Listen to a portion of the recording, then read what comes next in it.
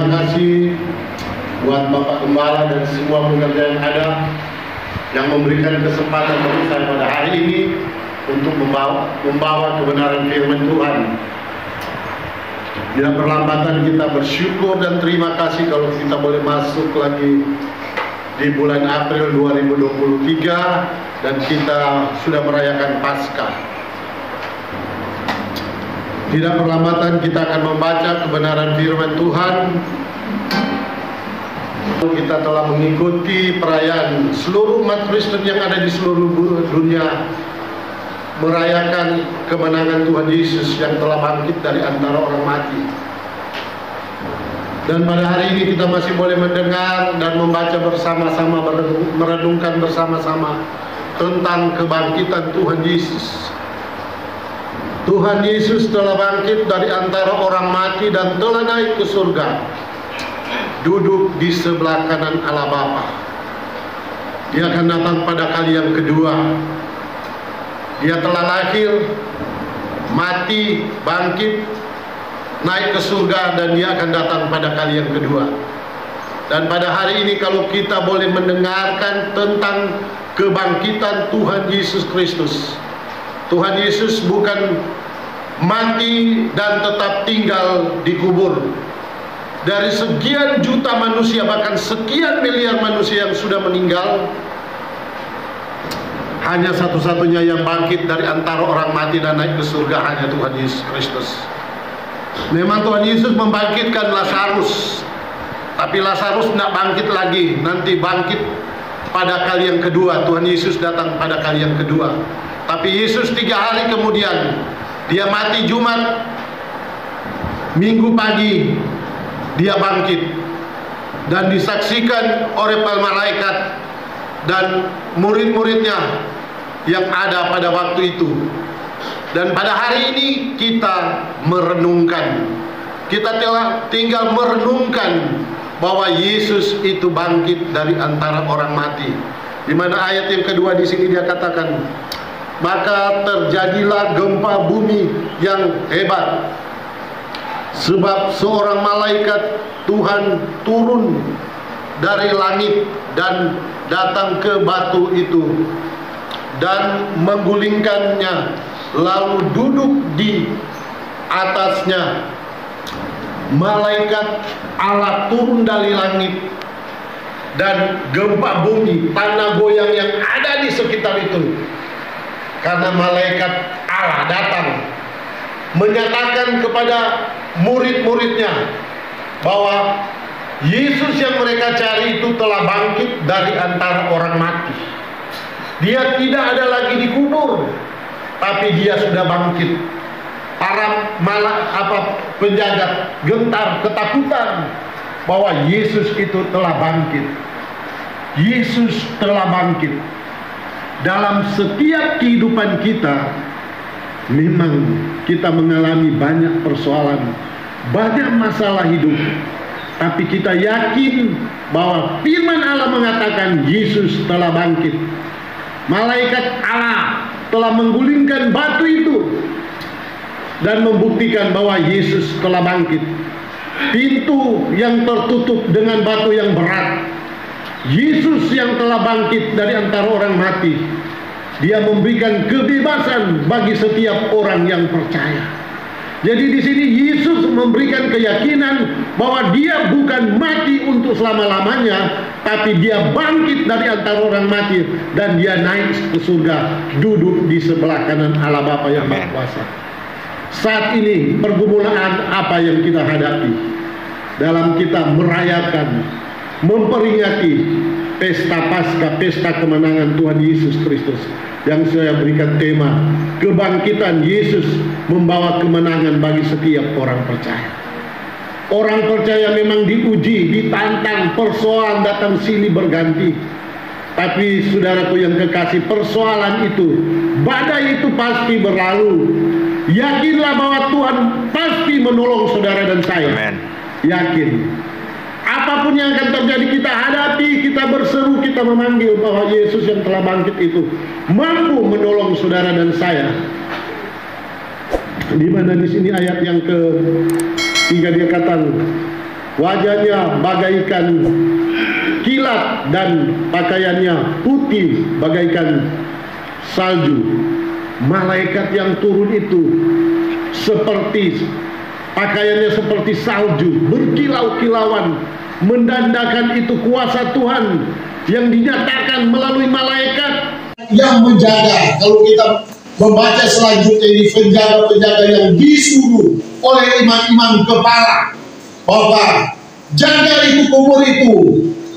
Karena kalau kita baca di ayat yang selanjutnya bahwa mereka pikir nanti murid-muridnya datang pada waktu malam untuk mencuri Tuhan Yesus. Sampai 15 itu diceritakan di situ.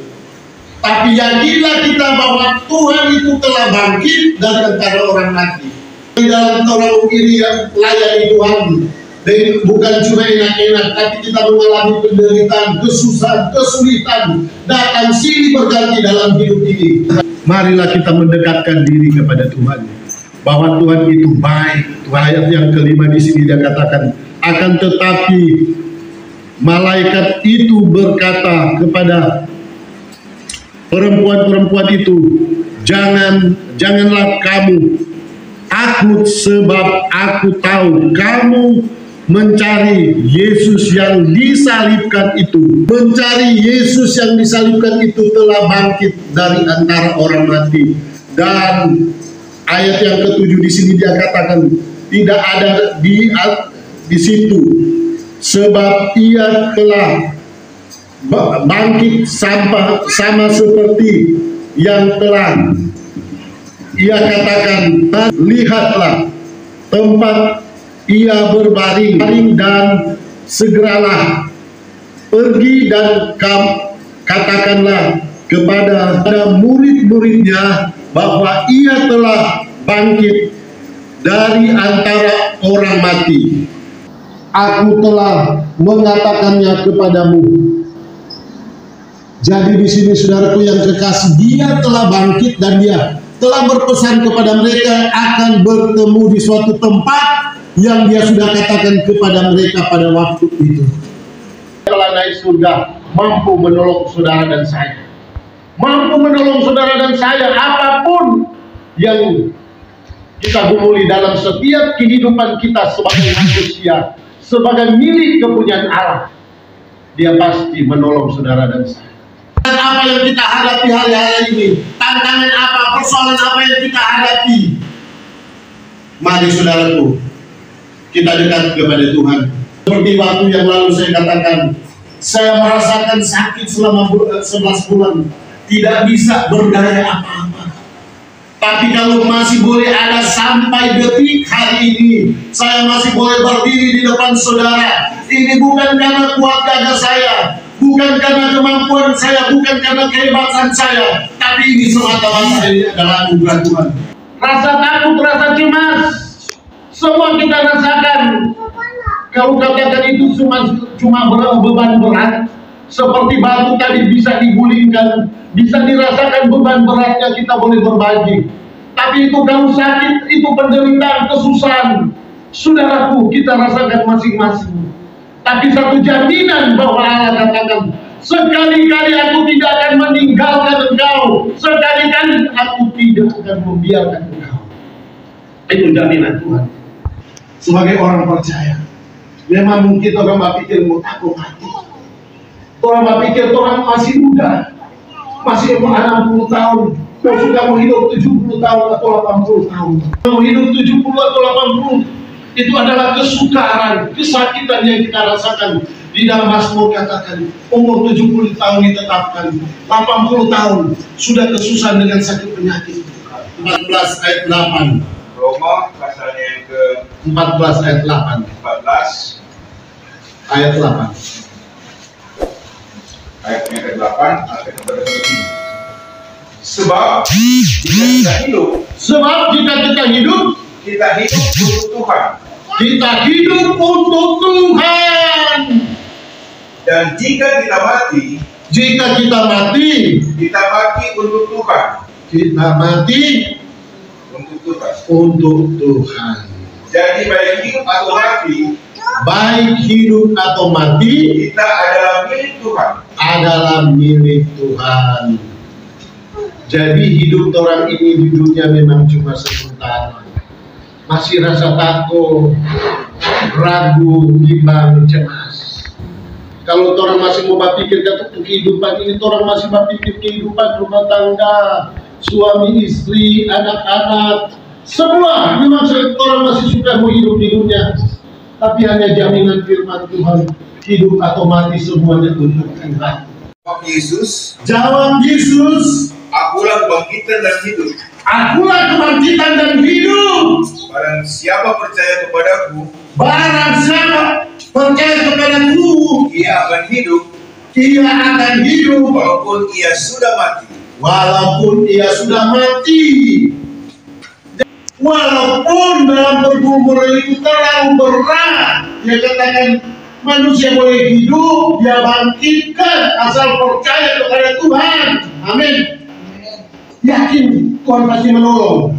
Seperti saya katakan itu, firman Tuhan katakan 12 tahun, 18 tahun, 38 tahun Tuhan sanggup. Apalagi orang masih 1 hari, 2 hari, 1 bulan, 1 minggu, 1 tahun, terus orang jalani percaya dekat pada Tuhan. Percaya cuma dekat pada Tuhan yang diuji dalam hidup manusia Tuhan Yesus. Karena dari 100 pokok orang kasih ke Tuhan Yesus urutan keberapa itu. Tapi toko-toko yang mereka unggulkan itu semua 99 orang semua mati. Hanya Tuhan Yesus yang telah bangkit dari antara orang mati. Marilah kita tetap percaya kepada Tuhan Yesus. Dengan iblis, dia mengatakan apa? Tolong baca Markus pasal yang kelima, ayat yang ke-7. Alkitab berkata, dan dengan keras ia berteriak, apa urusanmu dengan aku? Hai Yesus, anak Allah yang maha tinggi. Demi Allah,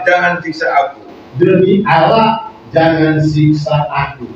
Ini permohonan dengan seorang yang kerasukan setan itu yang ada di Gerasa itu, kalau dibaca di Markus pasal 5 ayat 1-20. Dia tahu Yesus itu anak Allah yang maha tinggi. Setan tahu bahwa Yesus itu anak Allah yang maha tinggi. Jadi jangan orang dibodoh-bodohi dengan orang-orang dikata-kata, oh gereja Tuhan yang nak bangkit, cuma yang diramalkan. Kembali tunjuk ini ayat dengan setan, yakin bahwa dia anak Allah yang maha tinggi. Jangan siksa aku. Yang minta jangan siksa karena aku belum pada waktunya. Dia bermohon kepada Tuhan.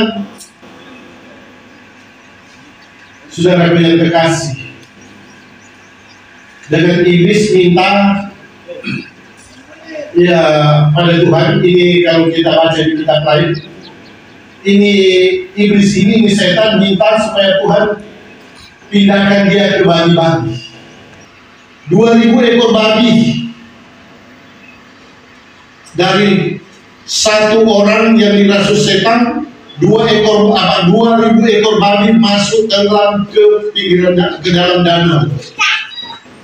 Tuhan kabulkan permintaan daripada iblis ini supaya dia pindah ke babi-babi. Apalagi orang. Tuhan sanggup menjawab apa yang kita minta. Mari orang dekat kepada Tuhan. Di mana ayat yang ke-10 dia katakan di sini, maka